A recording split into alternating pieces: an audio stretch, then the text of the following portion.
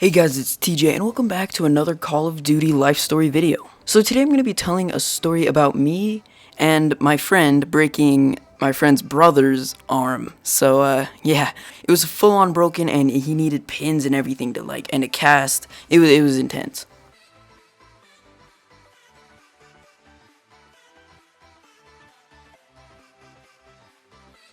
Alright, so this happened a very long time ago, so my memory won't be super good on the whole issue, but I remember the basic premise. So at this time, this was in my old neighborhood before I moved. I was with Joshua, who you might have seen in some of my videos, depending on how long you've been subscribed to me. He's in my Call of Duty campaign videos, my Battlefield videos, and I think a couple others, but I think that's about it.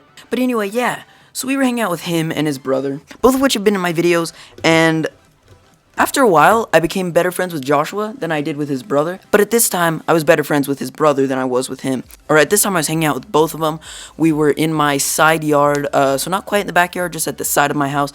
My neighbors had this awesome, playground. They had a playground, sandbox. The playground had monkey bars, had a little mini gym thing to climb on, had a trampoline that for some reason bounced you so high that it was crazy.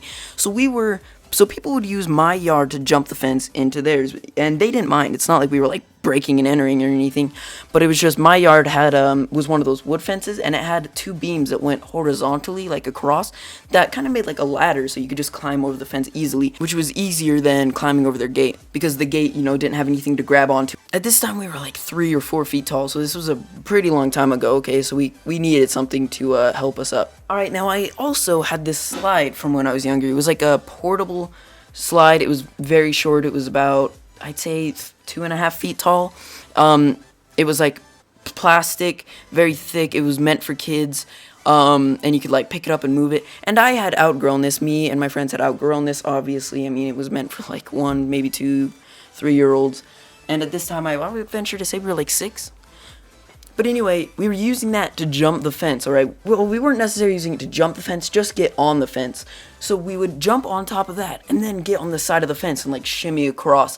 And we wanted to see who could shimmy all the way around, because my fence continued all the way around my house. We wanted to see who could shimmy across the longest without falling off or slipping. So we were all getting on, we kept falling, and we were laughing, having a great time. At least me and Joshua's brother were. But Joshua was like, no, guys, I don't think that's a good idea. I don't think we should do that. And we were like, come on, it's not that bad. And we kept, playing. We were getting up, shimmying across, falling down, and then laughing, getting back up and doing it.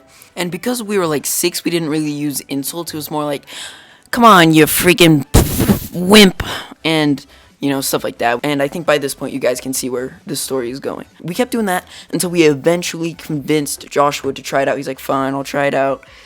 So we're having a great time. He starts doing it. He doesn't fall right away, but we start doing it. We're having a great time. We're all going around. He actually did really good. He got further than any of us, and then he fell down. So then we restarted after that. We were like, okay, you won. So then he started climbing up the slide to get on to the fence, and we were all waiting, watching, because we all wanted to get behind him since he, lasted longest, so that he could, get the furthest. Because we knew he could get the furthest, so it's better than us being in front and then him having to wait for us to fall down for him to go across. Because he's older than me and his brother, alright? He's a couple years older. Basically, we were 6, maybe 7. He was 8 or 9. Okay, so then he got on top of the slide and was stepping over to the fence, to get onto the fence. And as this happened, the slide tipped over. The top started going away from the fence. It started tipping away from the fence. He tried grabbing the fence, couldn't. What's funny is as I'm explaining this, I'm reenacting it all in slow motion as he's reaching for it. And I don't even have face cam or anything, so you guys can't see it. But yeah, I promise you that I'm reenacting it and stuff. But yeah, so he's reaching for the fence. The thing is falling. His feet slip out from under him, obviously, because the slide is just completely tilted. So it tilts over. He's falling. He can't reach the fence in time. And so basically, now at this point, he is, basically in the push-up position, but 3 feet in the air. So falling down towards the ground, obviously. He was falling down towards the ground, And the slide was right under him because he was standing on it, then it tipped over, and so now he's falling right onto the slide. So he falls, slams into the slide. Sorry if that jump scared you guys, but he slams into the slide, and basically he's like, oh, my arm, my arm, my arm. It wasn't like bent or anything, but it was like really swollen, started getting red, and he was like, guys. And so then he was like, started crying, like, oh my gosh, I'm so sorry, are you okay? Stuff like that. He walks home, and yeah, he walked home. I never heard anything from him for the rest of the night. The next day, he's in a cast, and he's like, hey, Timothy.